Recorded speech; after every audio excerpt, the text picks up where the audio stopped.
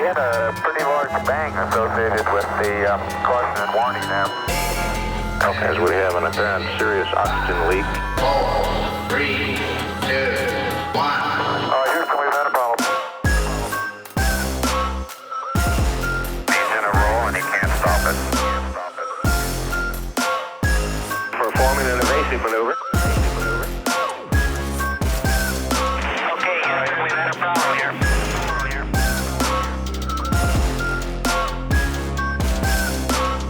I think we need to do a little more all-weather testing. Welcome to space.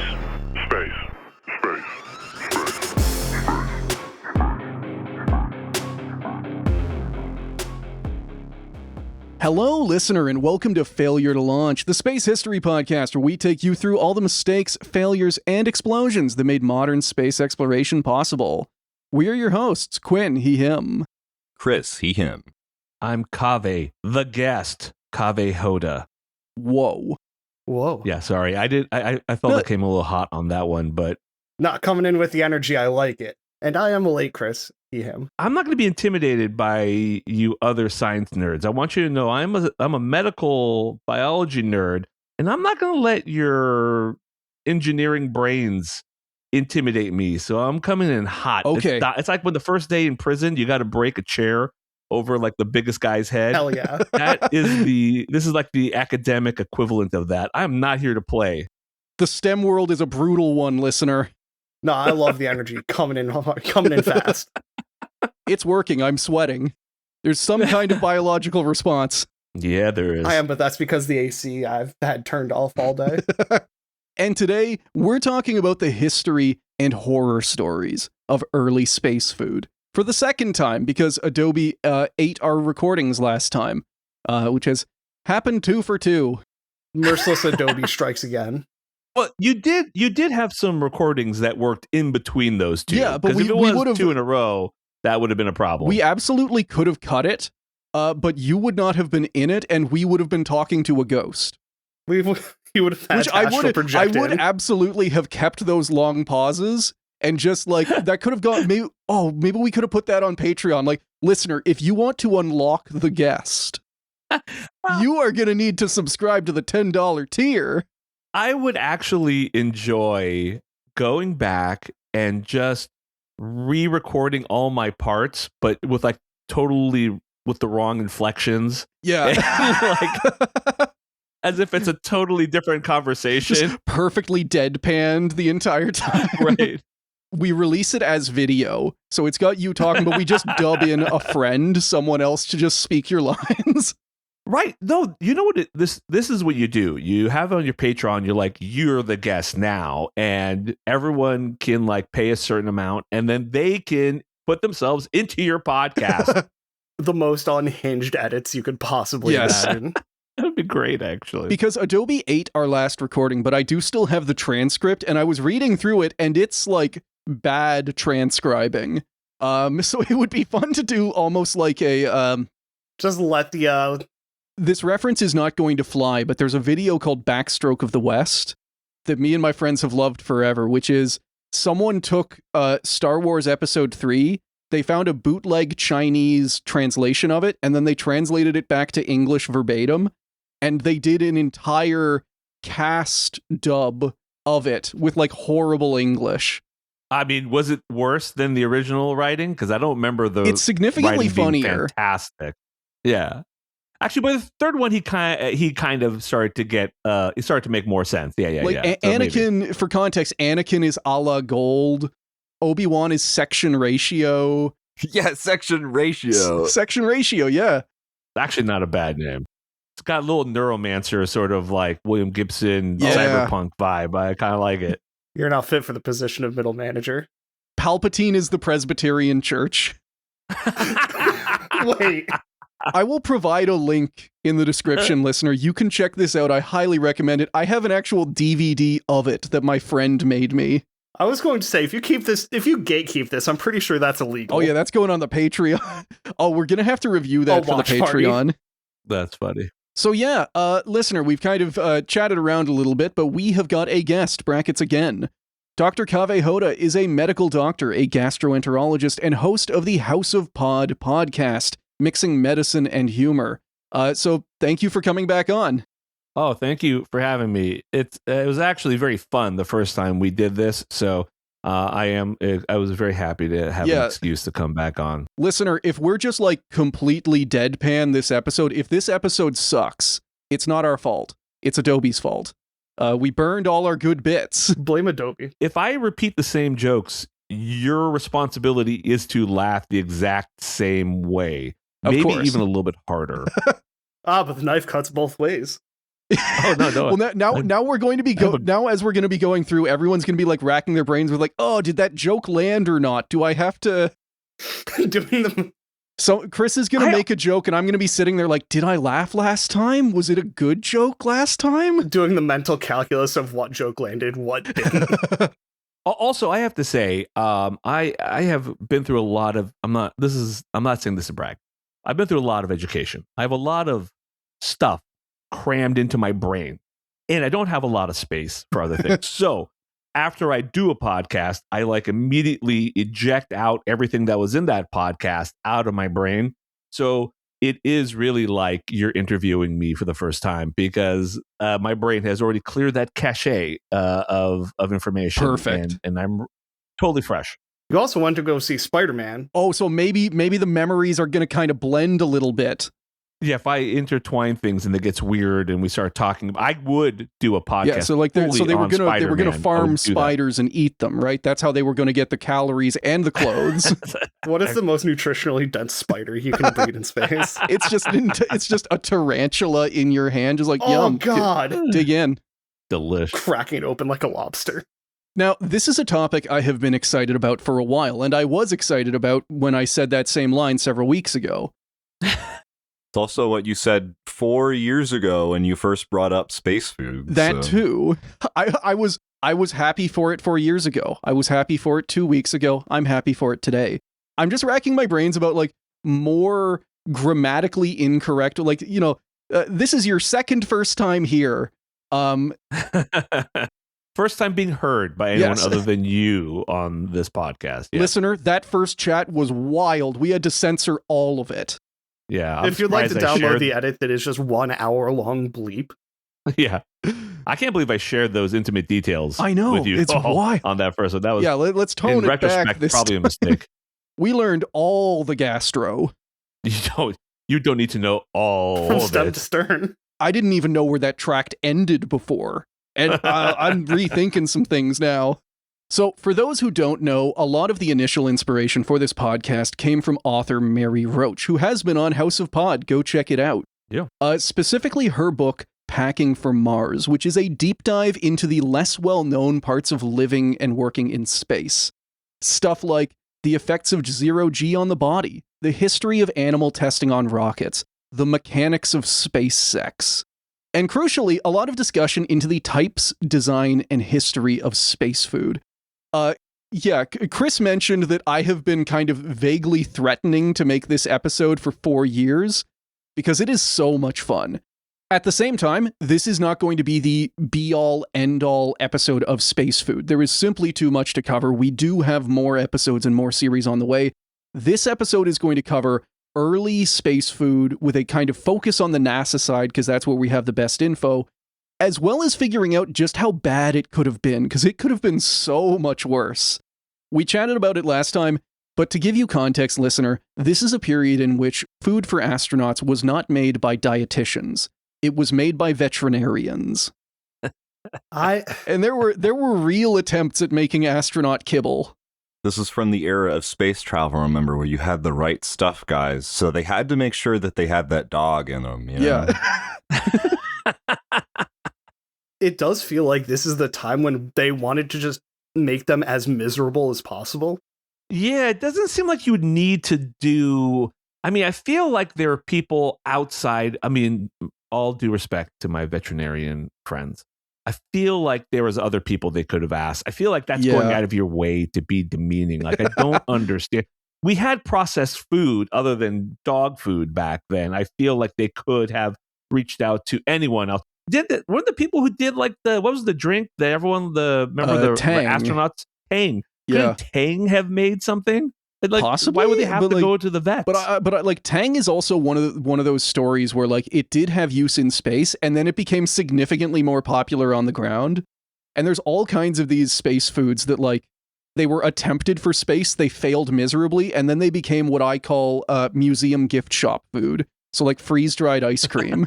Quinn, what if they had hired on the veterinarians back in the era of sending animals up, and for budgetary reasons they couldn't Just kept transition them. to getting like actual professionals for people, so they just had to stick holding with out a banana to like John Glenn, like, you want a snack? otherwise jocks versus nerds revenge. Oh no, the Revenge is setting them up with the. But the monkeys got better food. Yeah. But the Revenge is sending them up. Think about it. You Right, send them but- up with the but- Tang, okay, and then the Tang they lose And control of the the dust. astronaut can produce their own fluids. We got to do something with the urine. Put the Tang powder in it. The Tang becomes an Beautiful. uncontrolled dust in the capsule. I am living in an atmosphere of 2% Tang. This is interesting, actually. I love this topic because, Yeah, for like, one, I imagine in the beginning there was some very basic questions about like how you even eat in space, Yeah. and I think that is fascinating because it is like I'm trying to envision it. You're mentioning like the dust floating around, and I haven't thought about these things before I met you all, but it is interesting to me to see how you can eat in space without creating any sort of mess that could create like some hazard, like a physical hazard, like crumbs, for example, that get out and float around and you inhale or go into your eyeballs or into hardware, because they all have like they all have computers, they all have fans that are cooling them. They could like it's happened on, I think, on a Soviet station. They lost some computer control because the computer just inhaled a bunch of crumbs. Yeah, right. And also, I mean, we do know people, I think, early on didn't actually know if you needed to have gravity to eat. We're going to get into this, I'm sure, but like because there's muscles that propagate from all the way from your esophagus down that move things in the right direction. And you technically could even swallow something if you are standing upside down on Earth, which I don't recommend doing. Don't do that. Okay. But your GI system should be designed to do that. But I'm not entirely sure if they knew that back then. Because when we start to learn and study gut motility, we hadn't really looked at it that closely at this point. They didn't have that. Yeah. This is something that I absolutely love about this period, and we make fun of it. We laugh about it. We talk about them making mistakes that seem obvious to us today. But back then, they did not know, until they put people in a vomit comet, until they put them in 0G, they did not know how much of the body relied on gravity. Because it is like evolutionarily, it's a shortcut. It makes sense to use gravity as a cheat to like, for instance, your heart pumps blood harder up to the upper half of your body because the blood going down to your feet, they can use gravity. That's like, it helps. Meanwhile, the blood going up has to fight gravity. Like there are evolutionary effects of gravity that when they go away, who knows really what will happen. Our blood vessels have capillaries and they have valves basically along the way to help prevent things from pooling, to help get things in the right way. It's designed because of gravity. Our whole lymphatic system, the way fluid in your body moves, is all.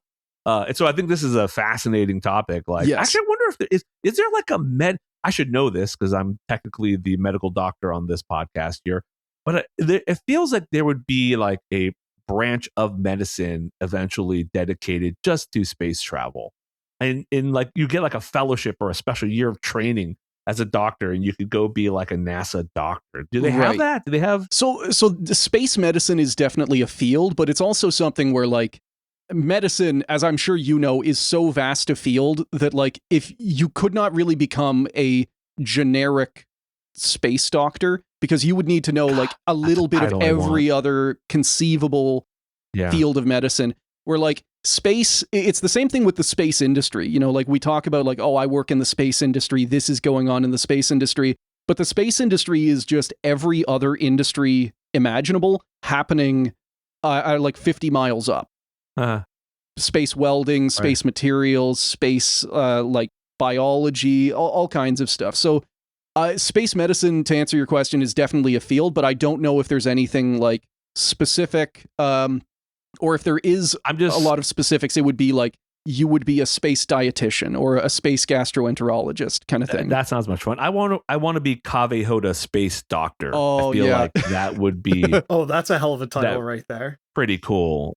The gastroenterology in space is a pretty big issue and problem. Like if you wanted to get into that, I'm sure you could. I think that being like astromed, I think that if you were like a doctor in the astromed department of NASA, that would sound pretty cool, right? I'm only doing it if it's space doctor. It's like snakes on a plane to me. I'm not making that leap without that title. Yeah. That's all I want. It's also a fun field where a lot of your job would not be keeping the astronauts, like dealing with the health of the astronauts. It would be experimenting on the astronauts. They would be the test subjects, and you would be equal parts trying to keep them alive and healthy, and equal parts finding out, like, quizzing them on bowel movements in 0G. Would you like to describe your most recent? I would actually want to have that conversation. And they would have to, because they're all astronauts and they're type A and incredibly competitive, and you would get people competing to have the most scientifically substantial bowel movement. Get that Bristol stool score 4 for them. Yeah. No, I think that's a conversation I want to have. Putting the little gold star on their spacesuit, like, good for you. So, yeah, this kind of ties back into what we talked about with the early period of space medicine and space science and space exploration in general, which is that the first space food fucking sucked. What, do you want them to enjoy it up there? I think it was Toyohiro Akiyama, the first Japanese man in space. Like the Soviets got so desperate for money that eventually they just launched a salaryman, like a Japanese salaryman who worked for Tokyo Broadcasting Company. And he goes up there, he is miserable the entire time, and the first thing he says whenever he comes down is like, I want to smoke, I want a beer, and I want to eat something that tastes good. How long was he there for? I think he was like up there for 2 weeks. It was pitched as a like, hey, newsman in space kind of thing. Yeah. But you can see in the videos, like, over the days, he's getting progressively more miserable. The most cigarette-starved man in history. You can see the soul leaving his eyes. I understand the sentiment. That's how I live in San Francisco. It's the way I feel anytime I leave and come back. I'm like, I want something that tastes good. I don't smoke, but same sort of thing. Yeah. I want the creature comforts again. And none of that existed in early space travel. Part of that is because the first space missions were really short. A lot of the time, they always packed food just in case, but astronauts often hated the food so much that they just fasted. And that extends to missions of up to like 3 or 4 days. Seems not healthy for someone who's using their body, I'm sure, a lot. I guess it depends on the mission. Like early on before they're doing like spacewalks, I was surprised whenever I learned this. Spacewalks are one of the most like physically strenuous things a human can ever attempt. You're sweating. The suit, because of how it's pressurized and built, it is fighting you for every motion. Like it wants to spring back into a kind of like a default pose, and you have to fight it every single like movement of your hands. Also, your fingernails fall off. That's a thing. Well, that's interesting. Why is that? What is that all about? Like, first off, a spacewalk can be like 12 hours nonstop, just you out there in your suit. And the ends of the gloves, I'm not certain whether it's due to cold or just kind of like overworking, but the ends of the gloves are kind of like flexible to be able to grip things better.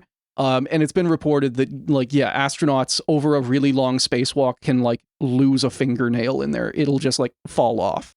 Oh. Wow, that's interesting. I assume it has to be, like, force, like something that's, like, possibly about the suit is pulling on the nail in a way that, because, I mean, you can get illnesses where your nails fall off. You could be some sort of change to your blood vessel, the blood vessels that go there. But like for it to come off in that short a period, I feel like that's something physically causing it to come off. That's very interesting. I was just imagining like you're putting on the one of two spacesuits, you put your arm in and you just feel some kind of like crunching in the fingers of just like, oh, where everyone else has gone before you. Because you can't exactly turn that thing inside out to clean it.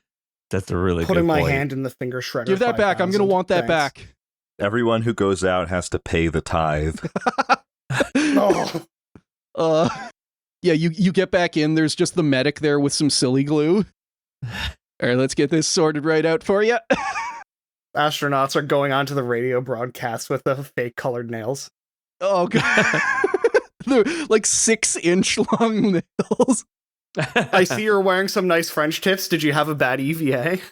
That's the kind of thing where, like, if you became a space doctor, you'd be getting over the radio, like, all right, so like, how's your circulation doing? How are your bowels doing? And mid conversation, some guy would just report, like, yeah, my fingers are all, like, my entire finger just fell right off. It's floating away.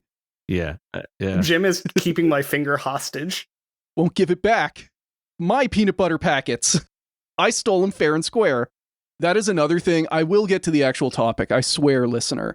But that is another thing that's very fun, is that the ISS gets about monthly resupply craft, either from like SpaceX Dragons, Russian Progress craft. There's a whole bunch of other cargo craft that are rotating up to the ISS to like give food, water, supplies, all that kind of stuff.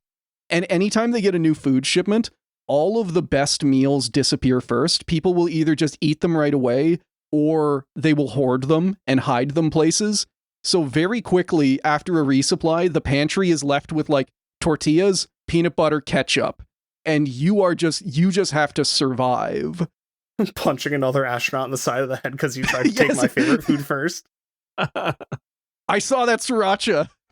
Yeah, I would have a problem because I'm a best for last person, so No, you no. would not survive. yeah, if there was something that was Yeah. my favorite, I would have to hide it, or I'd have to develop a taste for the niche things that people hate, and that way You I just get bored sitting of in the it. corner with a screwdriver, your favorite items behind you, stay away. You are just eating nothing but kimchi the whole time. So That was a probiotic joke. I appreciate that. it is also it's often sent up to space. It is actually a pretty popular space food. Yeah. Huh. Anyway, I have got a couple of sources for this. First off, as previously mentioned, the book Packing for Mars by Mary Roach. Buy it, read it, listen to it. Easily my favorite book. Mary Roach is a delight. Listen to her on this podcast, listen to her on House of Pod. And for us, for you listener, I have also dug up a special treat. The report from a 1964 NASA-sponsored Conference on Nutrition in Space and Related Waste Problems. This one was equally delightful to read, but for other worse reasons. It is basically a list of all of the horrible ideas of space food that thankfully did not happen. Oh, we've got the kitty visit. Kitty visit, everyone. Paisley, into the Oh, mic. there she is. It is funny because she really steps up to the mic like she wants to say something. I think she knows What? that the mic is taking my attention. She did meow there, so I hope that was enough that I can like bass boost it. If I move away, she may meow into it again. No, she just wants to knock it over. She knows what you're trying to do now. I think she has a sense of the different things that get attention, and rubbing against the pop filter gets attention. Hitting any of the function keys at the top of the keyboard, those are great attention getters. Designing food for space.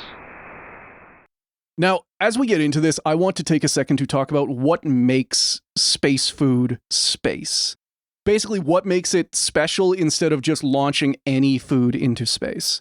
Feeding people on long-duration missions in cramped spaces is tough, but it's kind of a solved science on Earth.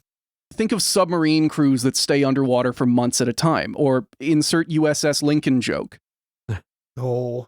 With space food, the complications don't come from the food part, but the space part. We've talked about it enough before, but the main limiters on anything going into space are mass and volume. Every single piece of hardware or cargo or gelatin Lunchables is taking up valuable space in a very tight launch budget. Anytime space mission planners, anytime they're planning out what is going to get launched when, they need to justify every single gram, every single ounce. There's only so much any rocket can carry, and there's only so much you can actually physically fit into the capsule. Space engineering, more than anything else, is a game of efficiency, trying to cram the absolute most gear into the tiniest, lightest package possible. And food is no exception to this. Modern space food is designed to be compact, light, and shelf-stable. It's dehydrated, it's freeze-dried, and then they irradiate it to further sterilize it of bacteria. And that's on the ISS, which gets new cargo ships about once a month. Another thing that I think we talked about last time is how mouthfeel with space food is actually pretty important. And that's one of the things that the freeze drying normally destroys. But here's the thing. I have a couple of questions. And you probably mentioned this before. But one, how much of a factor in this is like altered taste in space? Is there motion sickness that's playing a part in it? Is there something about low gravity that's affecting your gut microbiome and affecting their appetite in general? Like, is there something about low gravity that's affecting the way food tastes and their enjoyment of food in space? And then two, this is a multi-part question. And two, we have like protein bars. I feel like they're small, they're compact, they have all they can be put in with all the nutrients. I'm not saying they're good for you to eat here on Earth because they tend to be low fiber. And I know everyone's excited about protein these days, but really fiber is what I want you guys all in the listening world to be thinking about. But like, can't we, I mean, this seems so easy. Like, why is this so hard? And so even back then, we had some of the science. So for part one, there is research into whether or not being in space. I don't know if it's fully like been solved, but there is decent evidence that being in 0G, being in space, does change the way like taste works. Whether or not that's something where it's like actually impacting how the taste buds work, or just part of the overall, you're in a high stress environment, you're working 12 to 14 hours a day, it smells, it's cramped, all that, like the kind of psychological side of it. Yeah. But food is reported to not really taste as good. At the same time, when it comes to the actual food itself, like if you take space food and you were to prepare it on Earth in 1G, it would also taste different and probably not as good as the real deal, just because of the processing, the irradiation, all of the things that are done to make it shelf stable. Right. Yeah. Right. As far as the protein bars, they do launch protein bars. I guess like the risk with honestly, I think a lot of it comes down to morale, because people want hot food. They want a meal. Yeah. For like short duration missions, the kind of missions that they used to do way back when, something like a Cliff Bar would have been the perfect solution, because someone's, Neil is going to be up there for 3 days. Give him 9 Cliff Bars. He's good to go. Or like whatever equivalent, whatever number of like simple protein bars, whatever, like that can deliver the calories needed in a package that is shelf stable and doesn't release a lot of crumbs. That's kind of... They gave me, they sent me up for my 3-day mission with a piece of cake in a bag and a multivitamin. So, That's wait, all you've need, been in right? space? No. I'm just saying, like... Oh, okay. I can't tell if you're joking or not. No, I don't know. none of us have ever come anywhere close to... Oh, it is true. I mean, an army marches on its stomach. That old saying is real. It's like, no matter how tough these people are and all the training they go through and how hardcore they have to be and physically fit and in control of their emotions and all that stuff, I'm sure you need or are required to go into space.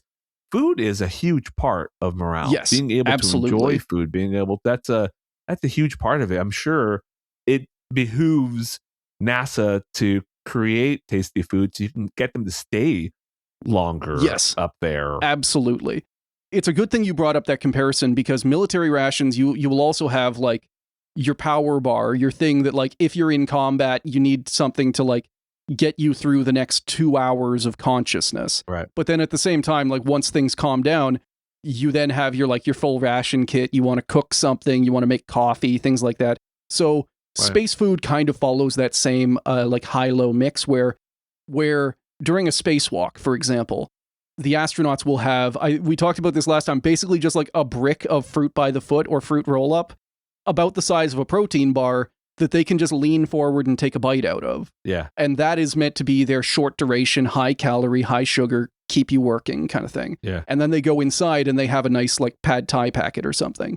Yeah, I can't imagine, again, like mentioning earlier that like they would just fast the whole time.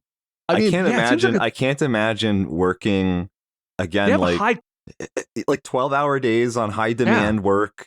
The caloric output is so high, I assume, that they have to be eating more than they normally would. Like I can't. The most I've ever fasted is like a day, and then the next day I need to eat something. It's like I can't even think. Right? Like the difference that it makes before and after having like my brunch time in the day is like significant. Yeah. So in fairness, these earliest missions, the ones where people are fasting, these are happening in like Mercury and Gemini. NASA calls Gemini. This is their official pronunciation, and it's stupid. I don't like it. Yeah, it's weird. I maintain I am enemy number one to Gemini. Yeah. Is it your enemy or your enemy? You can invent something and still be wrong. No, he's got a point there. Yeah, like these are capsules where they do not really have much to do during their missions. They are not moving around. They physically cannot move around. I think there was a quote about I think Wally Schirra said of the Mercury capsule, you don't so much get into it as put it on. It's pretty funny. The 2 seats of a Gemini capsule have less room than the front seats of a VW Beetle. You can get a lot done the front seat of a VW Beetle, though. And they did. But you're also wearing a spacesuit. Right. Ooh. Yeah, there is that. Yeah. Another factor with space food is digestibility, because obviously anything you eat is going to produce waste, so you want to have the kind of food, ideally you want to have the kind of food that produces as little weight as possible, because any waste, it needs to be stored, it needs to be jettisoned, it's distracting people from their work. Like, you want to get this down as low as possible. So, they've come up with numerous foods across the decades to try and keep waste down. That is specifically why the traditional NASA meal before a launch is steak and eggs, because both of those are almost 100% digestible, which is especially important at the start of a mission because if you're on your way to the ISS, you probably don't have a chance to use the bathroom until you get there. How long is that?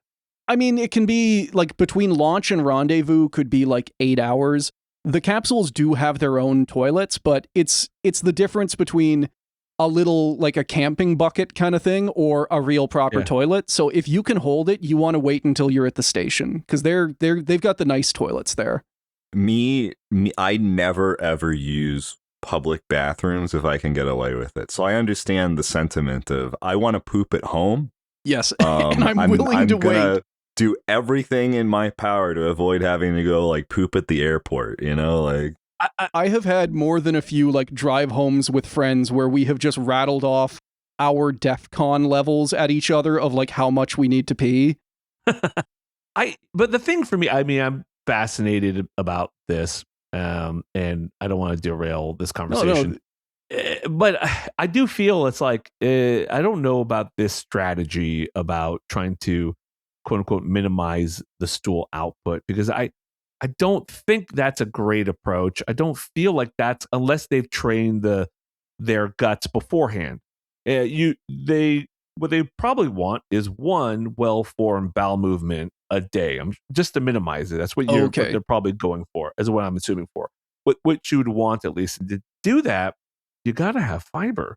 I mean, or because you don't want these people up in space being constipated. That sounds like a terrible thing. It has happened. I mean, people don't work as well. They're going to be sick. And then on top of that, what's worse is then oftentimes once that initial constipation passes, those astronauts will have like runny, terrible bowel movements. Sorry, listeners. No, they know what they're here for. So, yeah. And I should have put a spoiler, or not spoiler. I'm sorry. I should have put a warning ahead of that. But yeah, we brought on a poop doctor. Content warning. He will mention poop.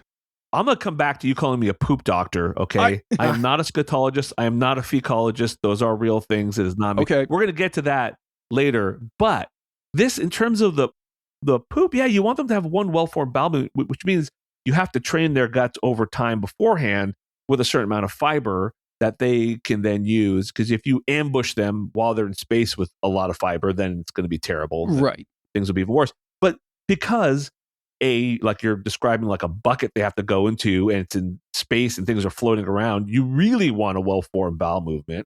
And so I feel like, and maybe there is, maybe we just don't, maybe there are people doing this, but I feel like there has to be real attention paid to this. Because I assume the urine's no problem, right? You put like I saw the SNL skit condom when they were up in space. You put like a thing on it and it suctions out the urine, right?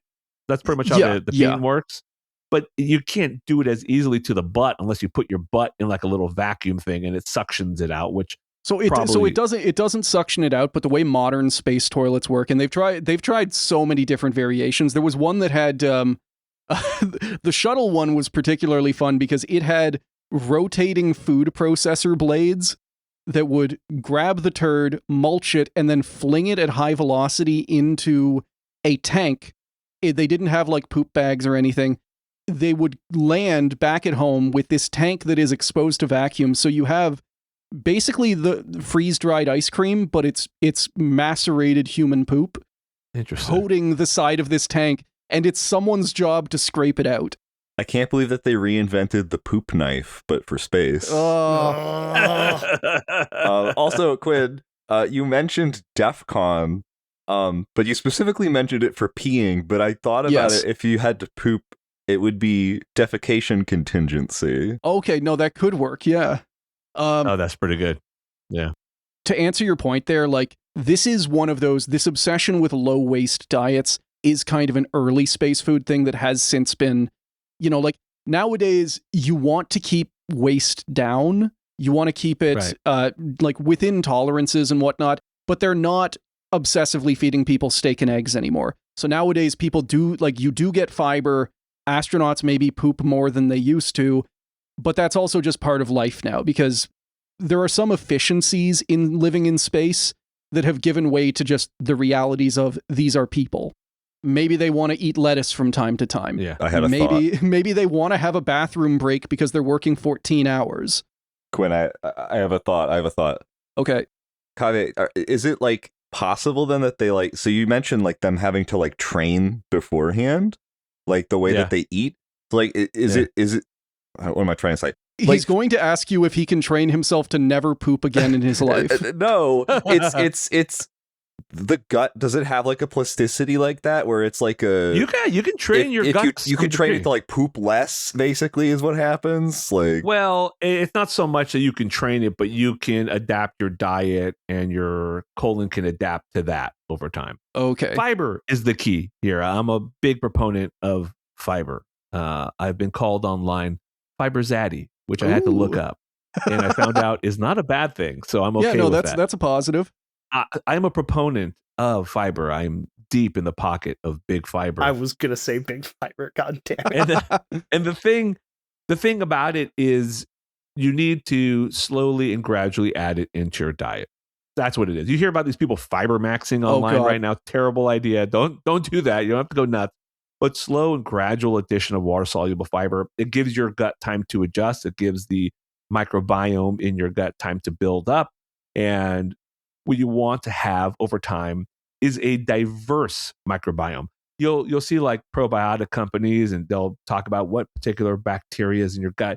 There's so much we don't know about it, and there's so much that we're learning actively. But one thing that to me seems very clear is that the less important to me is the type of bacteria in your gut, but the diversity of it. Okay. And that comes with the slow, gradual addition of fiber in a well-balanced diet. That gives you that diversity. So, but you have to do it slowly over time, or it can actually give you GI symptoms if you just slam your body with just 0 to fiber. 100. Gotcha. Exactly. So you kind of can train. Yeah, you kind of can train your body. Get on it, listener. That's right. But getting back to something else you had sort of were alluding to is how things have changed now.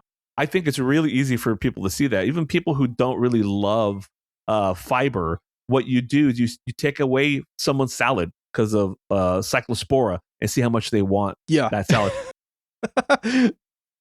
This whole experience that Americans have just recently had, like people who never order a salad at dinner all of a sudden are upset that they can't get a salad at dinner, craving it. That's what I mean. Once it's not an option, you want it. You want it more than anything. So I mean, I feel for people up in space.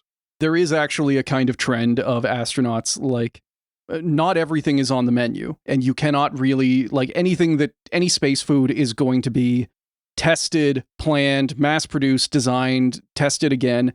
It's going to be a thing. You cannot just get like a one-off, I would like spaghetti tonight kind of thing.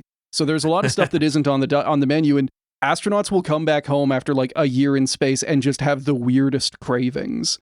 Changes you, man. Space changes you. It's not unsurprising. Like they come back down, their bones are shot because they've been in 0G, and they will just order like the weirdest stuff from like the restaurants in Kazakhstan. Oh, that is really interesting to see like what they feel like their body is telling them. Right.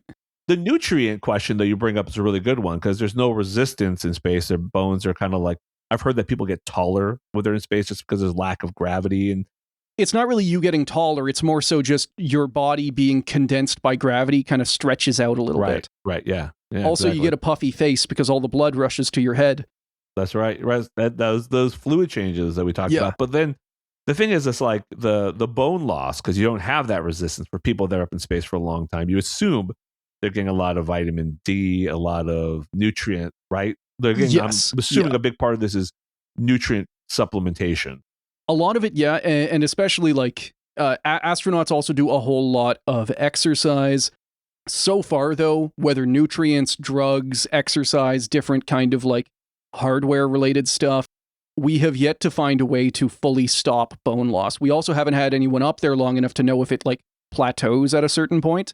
Right, or keeps going. Exactly. So, sorry, stupid question here.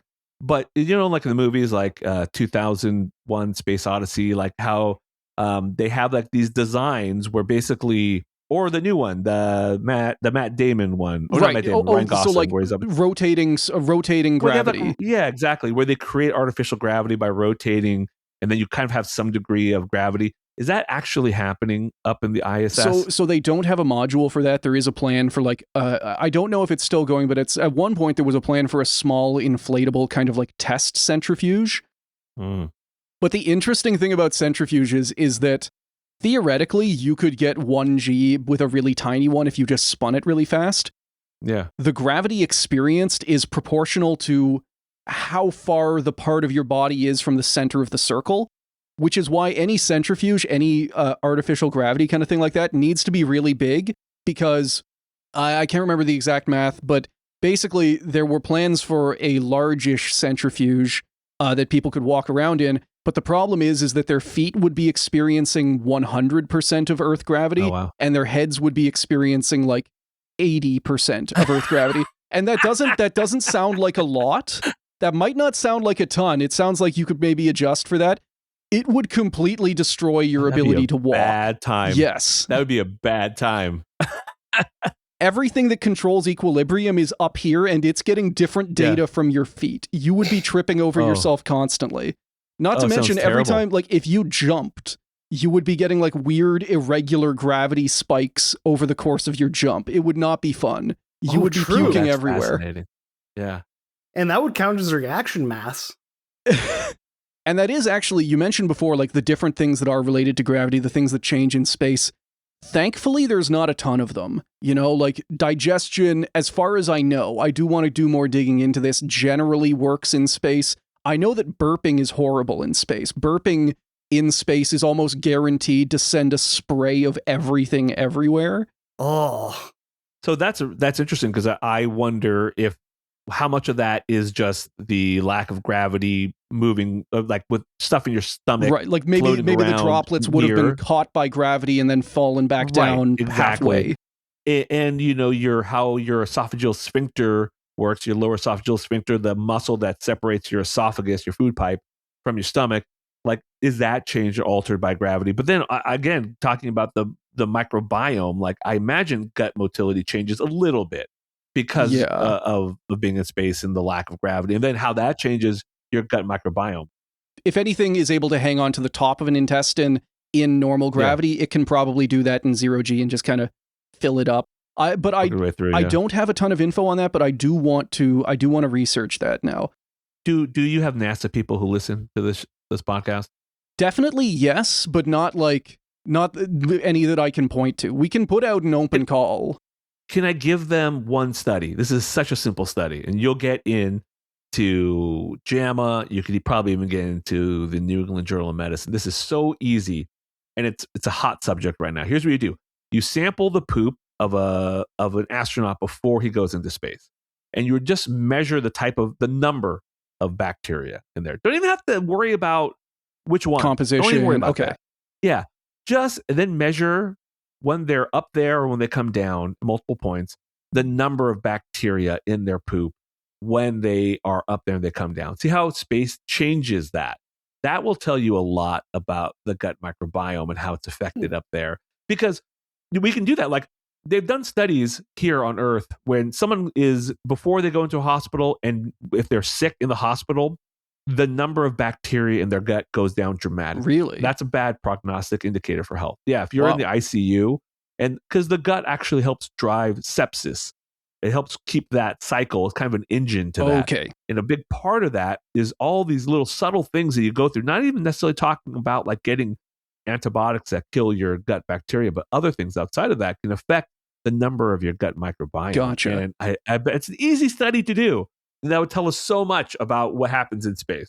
So I also love that because the way you presented that is like the archetypal space study. Specifically because any of the stuff in space would need to be done by the astronauts themselves, because they're the only people up there, which means that for this study, the astronaut in question would need to be taking samples of his or her own poop, which, yeah, that's part of being an astronaut. Part of the day job. Just pooping into a slightly different bucket, or whatever, the bag. It's already in a bag. You could just. Hello, listener, and welcome to the mid-reel ad. If you enjoy Failure to Launch, more bad space history, and you want to hear more of it more often, there is an option, the FTL Patreon. Signing up at any tier gets you access to monthly bonus episodes and Q&As, and joining an elevated tier gets you even more content, like Chris-narrated minisodes. If that sounds good, you can sign up at www.patreon.com/failure to launch. And now, back to the episode. The first space food. Now, like a lot of early space achievements, the Soviets were the first to create and launch space food. Their first attempt was a metal tin full of powdered meat and breadcrumbs held in gelatin. If their calculations were right, it would provide all the calories and water their cosmonaut would need for her mission. Now, we don't actually know what happened to the food, if it was eaten or even if it was very good. The cosmonaut in question was a 2-year-old dog named Laika, and she died 6 hours into her mission from heat exposure. But still, technically, the first space food. I mean, again, this happened the first time you told me this, but you mentioned the first, and you mentioned the she. I was like excited and thought like the Russians had gone woke earlier than us. And that was not correct. It was, in fact, the dog. And like we talked about last time, they did, in fact, go woke. They did launch the first woman, Valentina Tereshkova. Unfortunately, Valentina Tereshkova has since gone anti-woke because she wrote Russia's anti-gay bills. Yeah, not a good It's like book. she is currently in government. She is like the biggest warmonger in the Russian Duma. And in complete fairness, the second woman in space, Svetlana Savitskaya, is also a warmonger in the Russian Duma, except she's part of like the communist controlled opposition party. So astronaut politicians have a worse track record than a good one. Yeah, that's right. You think she came in 5th in a swimming competition. Yeah. Ooh. But yeah, that's right. I'm political. Oh, yeah, shit. that's right. Yeah, I'm a bad boy. I'm the bad boy of medical podcasting. You guys should have known that. Oh, yeah. Well, I mean, you did come in and immediately big dog us, so. That's right. That's right. When the first humans were being prepared for spaceflight, their food was very similar. Both the Soviets and Americans launched their spacemen with an assortment of food tubes, basically a chrome toothpaste tube full of edible paste. I know we also talked about last time, but I still want the caffeinated apple pie tube. Oh, yeah, and these things are still around. Crucially, these were not actually like specific space foods. These were designed for bomber and spy plane crews. The space programs just kind of grabbed them. And we mentioned mouthfeel being really interesting and important for space food. And one of the main complaints about these food tubes, and something that I remember, Chris, you debated strongly, is that if I have a tube that says Sloppy Joe on it, then I am expecting to like get some taste and mouthfeel of Sloppy Joe. Yeah. If the Sloppy Joe has the consistency of toothpaste, then my brain is going to like throw some alarms at me.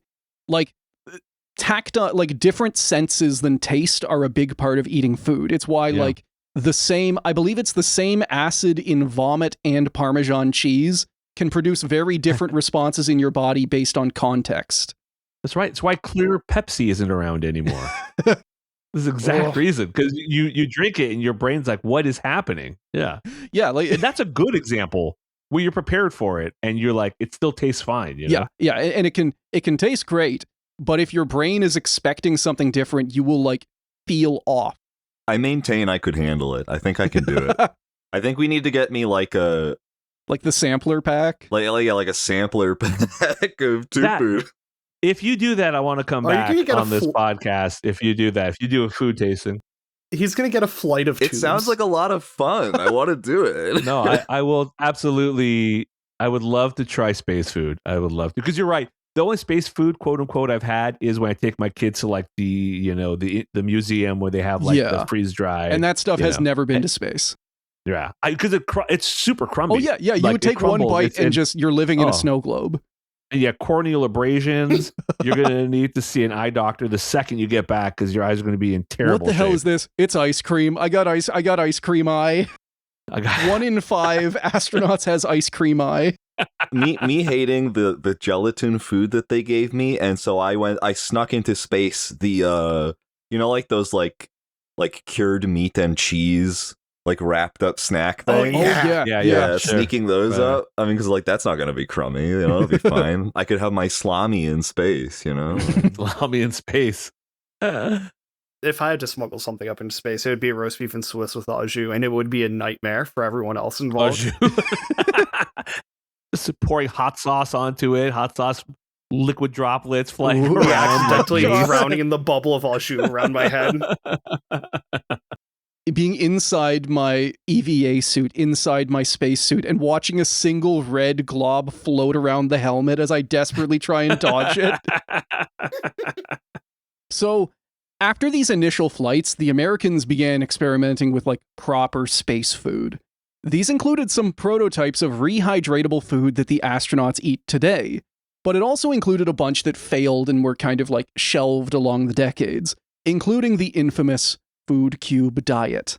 The idea was to compress food as densely as possible into about an inch cube, giving the most calories in the smallest volume. To prevent crumbs floating away from this cube, they were then coated in an edible lacquer. And the thing that we have always imagined on this show, the thing that we have always said that we would do whenever we do the 1 week space food challenge is imagine a Lunchable, like cracker, cheese, ham, cracker, and then coat it in clear, flavorless gelatin. And this is about what you're going to get. And the lead in that Lunchable is crucial. Quinn, I sent you a picture. This is the thing I was talking about last time about them developing a sandwich that costs $150,000. Yeah. Kaveh, it's a picture of a PB&J, but it's all smooth. It's just like these smooth layers. I mean, I would eat it. It's an incredibly smooth, uncrustable PB&J. When you explained this food brick, this brick of food sort of idea, right? What it brought to my memory bank was when I was doing my psychiatry rotation in medical school. I was one of 2 people, lucky or unlucky, depending on your perspective, to do it in jail. So I had to spend 2 months in jail dealing with patients there, people going through extreme stress, as you might imagine. Okay. If you're arrested and you're facing some terrible crime. Right. It was a very interesting experience, and I'm glad I did it. But one of the things that I remember distinctly from this time, and I think things are different now, but one of the things I remember distinctly was if you really wanted to break somebody, if you had someone who was really dangerous, who was really threatening other staff or inmates, sometimes they would get what's called the dog food diet. Oh. And this was literally just a brick of food with like a gelatinous sort of vibe to it to help it go down. And it was probably the worst thing you could do to an inmate in terms, because I mean, thankfully there was I never saw any abuse or anything physical like that. But this would break the toughest, scariest inmate into better behavior, because that's how bad it was. And that's all I can think about when you're describing this, is giving our astronauts a dog food diet, which just seems so wrong. They're up there in space, some of them blow up. Like, I feel like we should give them, like, good food. If you send an astronaut up with a brick of Nutriloaf, you deserve to be just thrown off of the ship. Chris, are you also going to say that you could survive off the Nutriloaf and be perfectly fine? I'm going to say what I said last time is like there's a stark difference in creating a Nutriloaf that is for psychological torture purposes, where it's dry, unseasoned, cold, like, than having like a warm and seasoned and made with probably, you know, some tastier ingredients. Yeah, so you would be 2 days into the dog food diet, and you would just be sending like notes to the chef of like, you know, you could actually like fry this, maybe a little bit of I'm just saying, if you made me like this compressed... Are you using margarine? I think butter might be a little better. If you made me like this compressed mass of like, I don't know, like some kind of a protein. I imagine there's rice involved with the creation of this.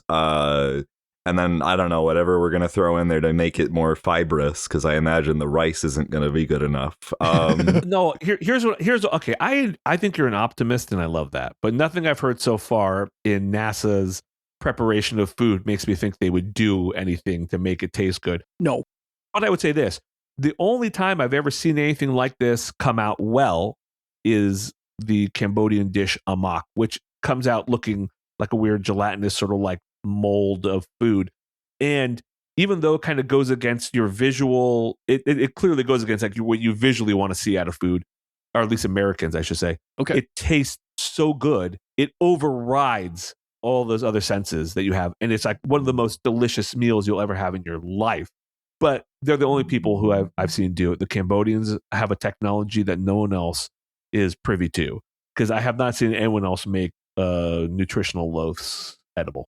Wow. And I do actually have a quote here that kind of talks about how these initial food cubes tasted.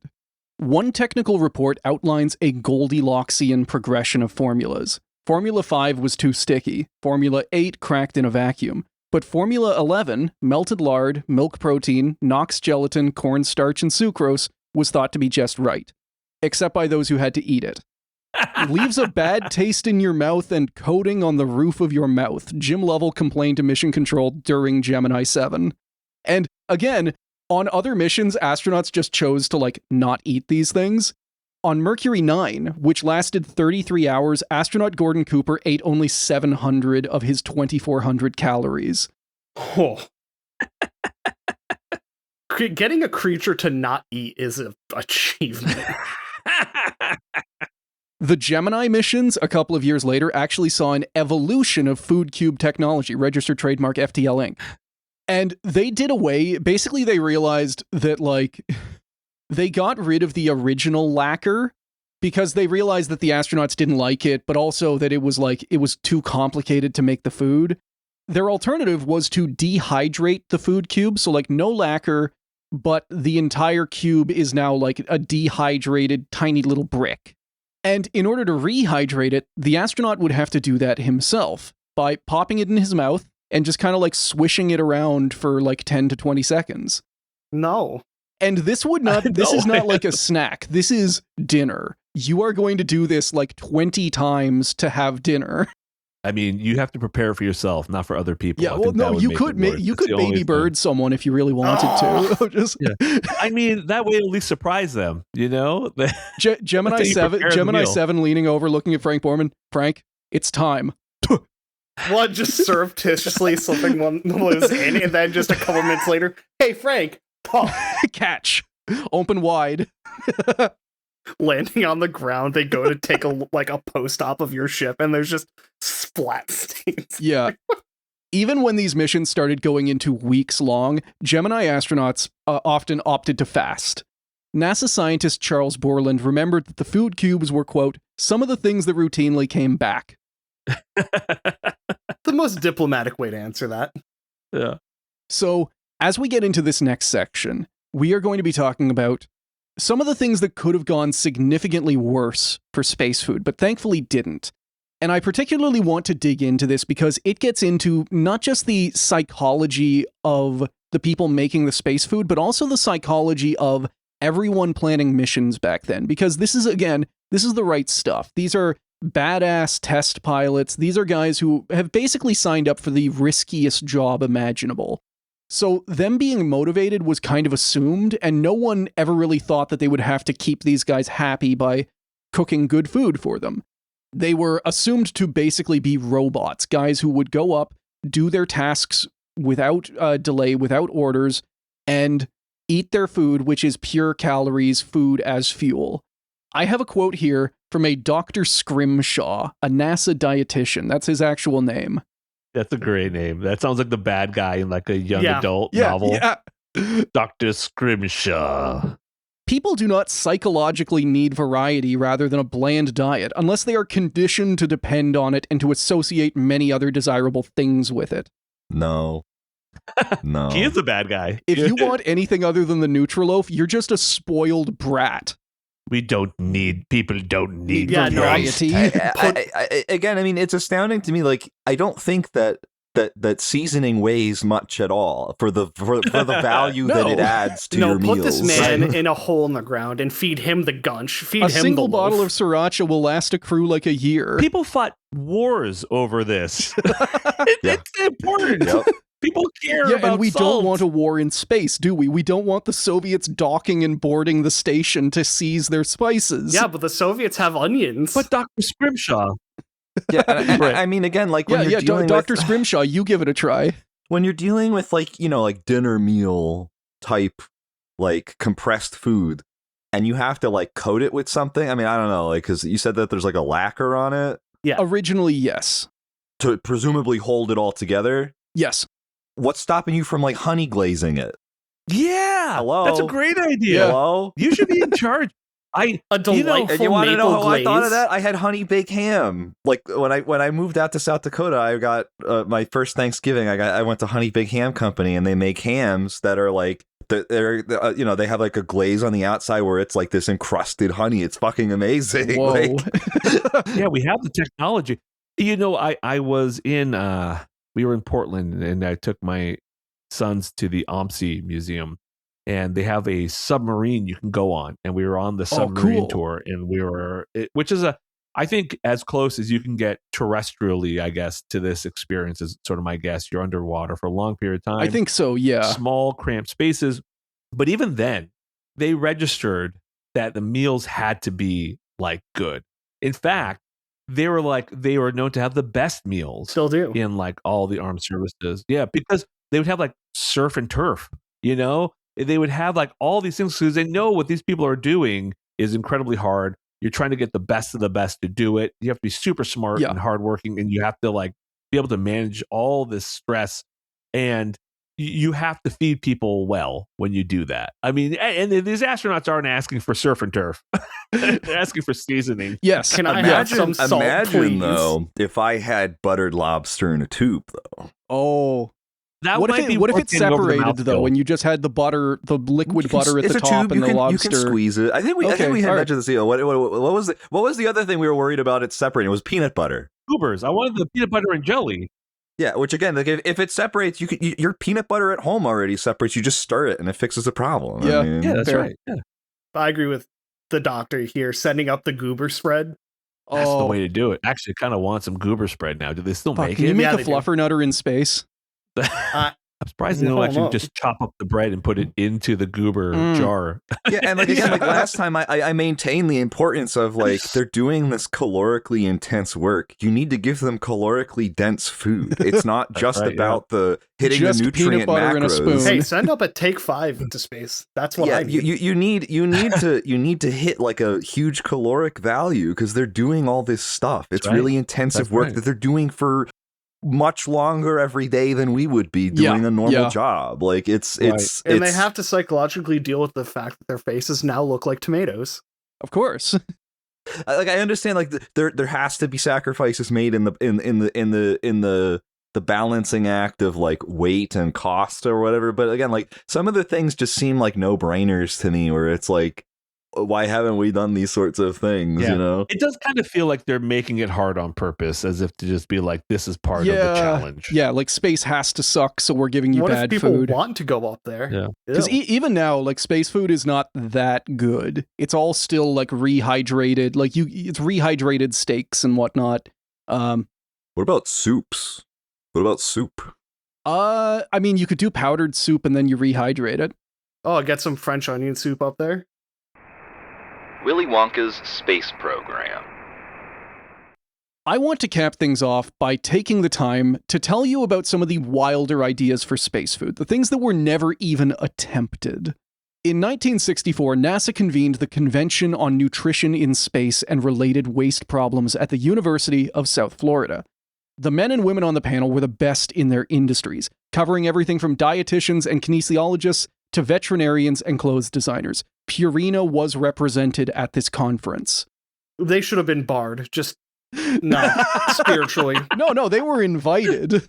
I remember where we're going, Quinn, and it's made so much worse given the thoughts that I had recently about coating other foods with stuff. I'm just thinking that, like, considering all the things we're about to talk about, I think the Purina people may have been the more sane ones. Because if they're just like, yeah, what if we just made puppy food but for astronauts? Who wants to have the inverse honey baked ham where it's you have to eat the outside. You have to eat the outside, but the outside is encrusted with the inside's sweat and oils and hairs and skin cells. If you'll pardon me, that sounds like the most fucked up gusher on the planet Earth. I'm just picturing throwing like a Kong toy down the center of like the ISS's main hallway and seeing who goes for it. Who's gonna go feral for the peanut butter? Yeah. Now, they had assembled all of these experts to solve a looming problem: how to keep astronauts alive and fed in orbits for longer periods of time. The earlier Mercury missions had only lasted a couple of days max, while the longest planned Gemini mission would be 2 weeks. But NASA knew that eventually they had to go months, years. They were thinking about stations, they were thinking about Mars and Venus missions, and they needed a way to keep the astronauts alive. So the first idea wasn't too bad. This is actually something that we experiment with today, although no spacecraft has so far been like solely fed this way. It's space farms. It's growing your own food in space. The first issue, though, was to pick what plants the astronauts would eat. To support one adult male, the scientists ranked plants on the mass of the crop, how much electricity it would take to grow it, extra equipment required, water intake, all of that kind of stuff. Chinese cabbage scored well on crop size, but was deemed to need too much power and took too much room. Endives scored even worse. Algae, though, scored best of all, being able to provide a man with food and oxygen for a mere 10-meter square crop, 240 grams of algae, and 139 kilowatts. The downside was that the algae grows in water, and the equipment to grow floating plants in orbit weighed enough to completely cancel out any of the benefits. So like you're bringing an entire aquaculture lab up into orbit, and then if all of that works, the astronaut gets to like lick algae off of the tank. Yeah, the only time this would ever work is if you had a much larger structure, which if you're already dealing with having a much larger structure, you could probably just make the allowances to have something better anyway, so... But also, I have a question, though. I mean, I don't know anything about botany. I know very little about botany, I should say. But was the concept of hydroponics, I mean, is this something that people have considered, like plants that can grow with minimal, like, water and light, like, that can be brought up there? And then on another question I have, getting back to the first thing that we talked about in terms of the poop and what to do with the waste, have they ever tried to see if human poop could be used as a fertilizer? They have indeed. Not in orbit, but it's definitely been experimented with on the ground, because for everything that goes on in orbit, there's like 20 times as much happening on the ground in universities, at NASA, at different research organizations. Specifically on the hydroponics, yes. So like the ISS has a small garden, the Chinese station has a small garden. There have been multiple attempts to grow stuff along the way. It has just never gone beyond experimenting. Just give me the space onion. Come on. Oh, okay. That is actually a very good point, because there's a very fun story from one of the Soviet Salyut stations. where the crew, they got a resupply craft, they got a progress craft come up to them and deliver them a whole bunch of like food and science experiments and like air and water and all of that stuff. And while unpacking it, they found a pack full of onions, and they also found a pack full of bread and butter. And not thinking anything of it, they immediately ate the onions. They just put them on, they chopped them up, put them on the bread, put some butter on it, ate them. Sounds wonderful. Are you kidding? I could do that on the ground. I'd do it. I'd kill an onion. Yeah, I'd kill an onion with a and especially meal. if you've been in space for a couple of months, hell, I'd just eat an entire onion. Why not? Yeah. Just biting into an onion, the tears that come to your eyes are definitely of joy. Yes. And it was only a couple of weeks later, once like a botanist on the ground asked, like, so how are the onions doing? The immediate blue screen in your eyes went, oh. And they responded over the comms. They responded like, they're doing great. There's shoots developing on them. They're flowering. They're growing. Great. They're thriving. And this set off like alarm bells of happiness on the ground because everybody thought like, oh shit, we've solved space farming. We can supply people forever. And they had to get the botanist on like a different line and just kind of whisper to him like, dude, I'm sorry. We ate your onions. You didn't tell us what these were for. Yeah. I guarantee you they were marked like for scientist experiment, yada yada and whatnot, do not eat. But they didn't clarify what the experiment is, and so they probably just assumed it's edible. Taste test. It's taste testing, it's digestion. It's they want us to test the onions, so yeah, the they were experiment delicious. went great, comrade. They were delicious. So, if eating nothing but algae for years sounds bad to you, don't worry. The scientists at the panel thought of that too. What food an astronaut couldn't grow, he could rear in the first orbital space ranch. As with the space farm idea, they had to first figure out what kind of animal to ranch. While launching a single cow would be simple, they calculated an animal would need to be like 500 kilos, like half a ton, to support a crew of 3 astronauts. Meanwhile, you could support the exact same crew of 3 for only 45 kilos of mice, which is about 1,700 of them. No. So you are running, in order to do this, you would be running the orbital mouse slaughter farm. There is nothing in this document. There is no logistics of like, how do you slaughter 1,700 mice? Are you just supposed to put the mouse in the polytron and just let it rip? The paper's conclusion says, quote, the astronauts should eat mouse stew instead of beef steaks. Although I imagine to these guys, it's just like pop one in your mouth. You know, it's eat it the exact same way as the food cube. Just like, nom. Oh my god, Chris, I love that idea though, the polytron, because it's like that sounds exactly like a thing that they would conclude is the best option, because you have this little machine is the polytron the it's the homogenation machine. A blender. Yeah, it's not a blender. It's like a homogenator thing. I don't know if it has like a blade. It reduces your mouse into a soup-like homogenate in 30 seconds or less. And it does. I haven't seen it done on like a mouse, but I have seen it done on other things, and it has homogenated it in that amount of time. I don't know how it works. I'm just living and working with the screaming sausage machine. But it sounds exactly like the sort of thing that they would subject them to. It's like they're not the ones that are. They're not the ones up there having to eat this homogenated fucking mouse. But also, like, why? Like, here's the thing. Okay, when the first people to explore the Arctic were trying to plan their trip, part of what they did was like, okay, at some point we're gonna get so low on rations that we have to start eating the sled dogs, but we can't at this rate because we'll be carrying a lighter load, and they carried it. But those dogs were doing a service. Yeah. You know? they were needed. Like, why bring... What if you just have hamster wheels hooked up to a generator, and then all the mice are running on them? People in other countries eat guinea pigs. Like, at least make it an animal that is known to be edible. Yeah, right? Like, I mean, I'm not aware of any country that eats mice. But we could find another rodent or small animal that could be feasible here. I was just picturing like dealing with the clothing problem by just making like a mouse fur coat over time, like slowly adding together all these tiny little quilts. Is this quilted patchwork of mouse hides? Is that how you determine like hierarchy on the station? Who has the most expansive quilt? I think we talked about it last time, but it's like, a dude wearing like he's wearing like the wolf hat, but it's just a tiny little mouse skull sitting on top of his head. They come back with tiny little smears, like markings on their face. They've gone feral, all the astronauts, when they return. Tonight we hunt. Pandorum, but with like mice-based society would rule. Quinn, I'm now thinking about the horrifying implications of like breeding a specific type of mouse for consumption in space. Like the growth hormoned like chicken breast, but for mouse. Oh yeah. Or like those cows that are just like massively jacked. Me making sure my mice are just bred to be furless so I can have mouse leather in space. Having to shear my mice. Now, there was one final option. What if you needed to stretch your supplies even further? What if there was an emergency, or you lost some of your rations, or the farm died, or what if the mouse grinder broke? They had you covered. The idea was to just eat your spacecraft. Just eat it.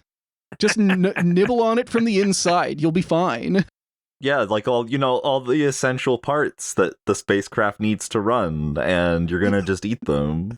Yeah, just me licking the sugar glass window just furiously while the other astronauts I am in the fucking gingerbread spacecraft. I am desperately trying to like patch a leak with like toffee. I am hitting the gumdrop buttons to try and go home. And you can't because your crewmates ate them. Yeah. I ate them, Jim. So they started off with containers. They figured that once you took food out of the wrapper, you should just be able to eat the wrapper too. You know, we do it. Yeah, we all do it on Earth, so why not in space? Yeah. Okay, so far so good. Yeah. And it would give you a nice dessert. Or it would if it actually had taste to it. The Air Force requirement for edible paper was that it be, quote, tasteless, flexible, and tenacious. I don't want my food described as tenacious. All my Yelp reviews start that way. Your food tenacious, like your food is fighting back. Like, yes, it's got to be tough. Well, I mean, because I guess they wanted it to be paper too. Is this supposed to be like on the third day of the mission? I have to put my meal in a triangle choke before I can eat it. This is all meant for like if everything has gone horribly wrong. But like, what if you wind up with one guy in your crew who just eats all of the paper right away? I don't like the cubes. Just ever since kindergarten, he's wanted to eat paper. Yeah, like you get sent up there with a paste eater, and he's just gonna eat your entire ship. He somehow slipped it past like all of the medical and psychological examinations that he has pica, and he just eats all of the paper. Oh no. Yeah, this is like his dream.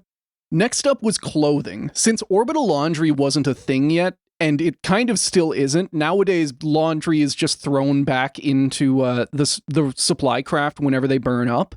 They figured that a 4-man crew on a 3-year mission to Mars would produce 1,400 pounds of dirty clothes. Instead of throwing them out or washing them, a Dr. Worf, actually his name, suggested that the crew should just eat them. Should we make them edible? No, they can just eat them. it. Anything's edible if you can get it in your mouth. Dr. Worf says so. Some string coming out the back that you can't deal with. I'd love to see Dr. Worf with his plate of denim just going to town. Every single one of these dudes like went home to a nice steak dinner after this. I guarantee you. No, just watch. They all were suffering from pica and thought it was just normal. Or Dr. Worf was like actively chewing on his jacket. No, the more I think about it, I think what you said, Chris, was right, which is that like there is some weird nerd versus jock revenge thing happening here. They have to be like, hey, guess what? I bet you we can get them to eat mice. Yeah, or like they just have like a really fucked up sense of humor where they're just like see if we can get them to do this. Like, yo, I the mouse boy. Watch this. I'm gonna make Neil eat his sock. It's for the country. It's for the country, Neil. Neil, it's time. Soft muffled weeping over the radio. You know he's going to touch down back on Earth, and he's going to make a beeline for that guy's office and just start throwing hands. eating the clothes, but only eating one guy's clothes because his sweat tastes kind of better than everyone else's. Genetically engineering the perfect astronaut. Everyone else is like still has a full wardrobe. Frank has just ran out 8 months ago.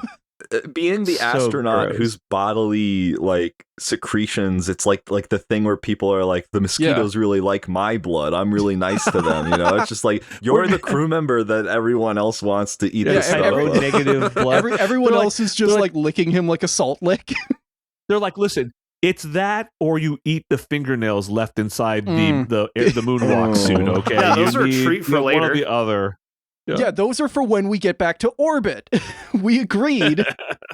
That's why they've been giving them a jacked up diet the entire time. There's just one scientist on the ground like, please just turn the suit inside out. I was writing this and I was thinking to myself about how, like, there's no mention of, is the astronaut only going to eat his own laundry? Like, no, this is going in the communal pile. Like, you wind up with like, Captain, what's wrong? You've barely touched any of your my underwear.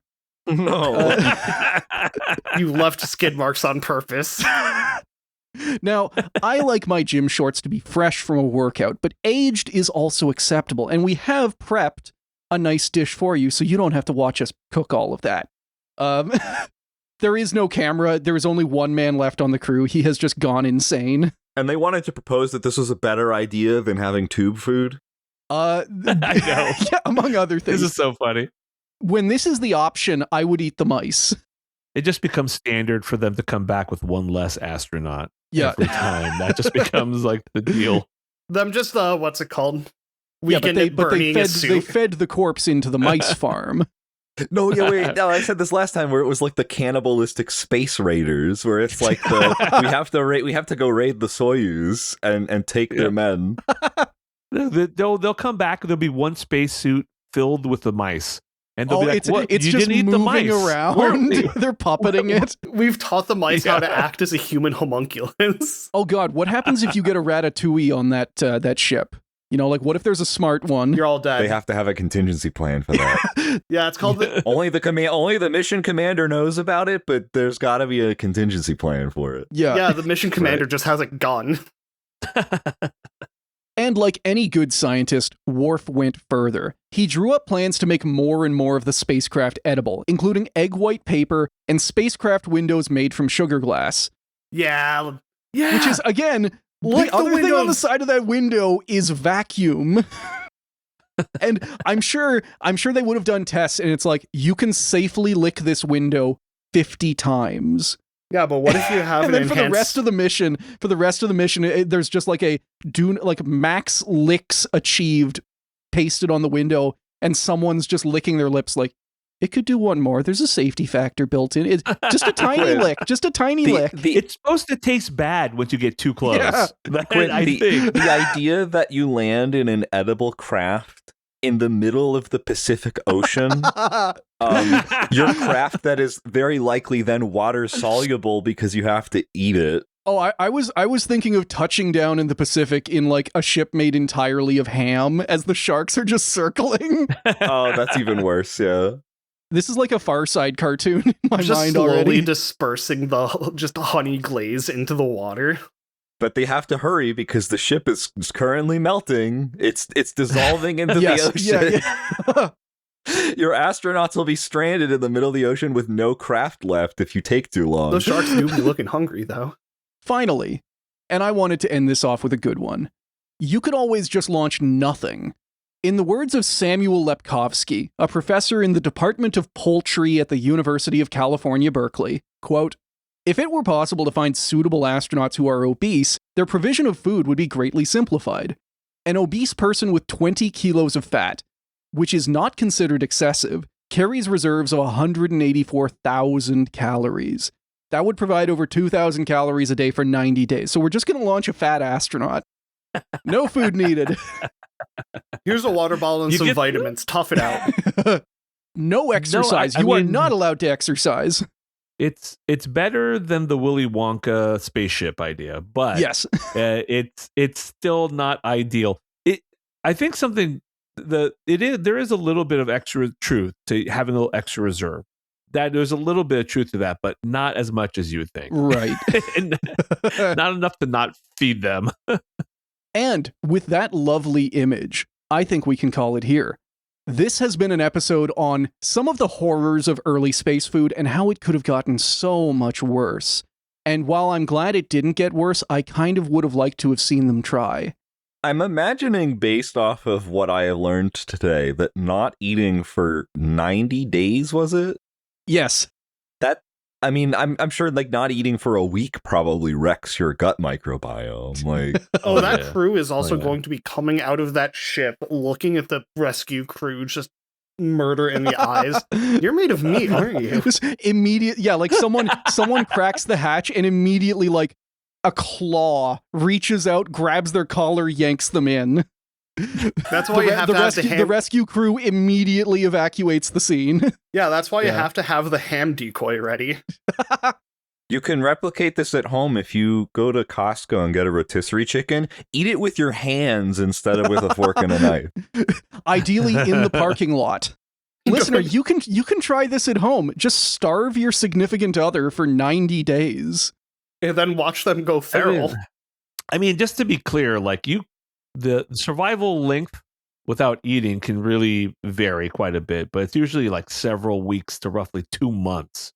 Right. In like a normal adult. I mean, this is all assuming that they're getting water as they need, but this is pretty extreme. It's pretty extreme and will kill, basically, just to be clear.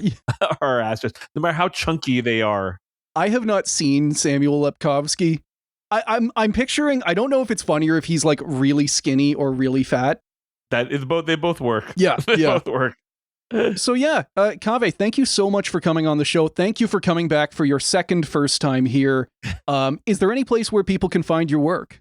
First of all, thank you all so much. This is super fun. I really enjoy being able to do something that is neither overtly medical or political. It's fun to do that every now and then, and to be around some very sharp guys and learning all this stuff. That's been really fun for me. So I appreciate getting to do that. If people enjoy learning about stuff in a humor adjacent sort of way, I have a medical/science podcast that is humor adjacent, and it's a good look at the world of medicine, public health, talking about what's happening to our public health infrastructure here in the United States and how terrible it is. Oftentimes we'll make fun of wellness grifters and we'll go after scams and that sort of thing as well. So it's a pretty fun time. I am pretty certain if you like this sort of nerdy stuff, you're going to like my nerdy stuff as well. And it's called The House of Pod. You can find it pretty much anywhere you get your podcasts. And I have a new podcast coming out in a month or so called Persian of Interest. It's going to be a Persian history podcast. Ooh. That's also going to be really fun, I think. We're going to be looking at stories and people throughout history, Persian contributions to the world of music, art, science, all that stuff. And that'll be super fun. So keep your eye out for that. But find me first at the House of Pod. Sweet. And yeah, all of that will be linked down below, listener. Please go check it out now. You're obligated to. We asked you to. No, I don't think that they were asked to, Chris. I think Quinn demanded that they go do it. Okay, but like by listening to this podcast, you used the Dune voice. Listener, control. And for you, listener, thank you. And until next time, goodbye. Goodbye. Bye. Adios. Thank you to everyone who have signed up to support the show, and a big shout out to all of our top tier patrons. Our cyborg cats are A Real Person, Alex K, Asha Rin, Boss, Katiger Reptile, Charlie, Compass with Hat, Comrade Sleepy Bro, Daniel F, Gizimoto, Graham E. Hey, what did Saturn say to its moons when they got too far away? Tighten up.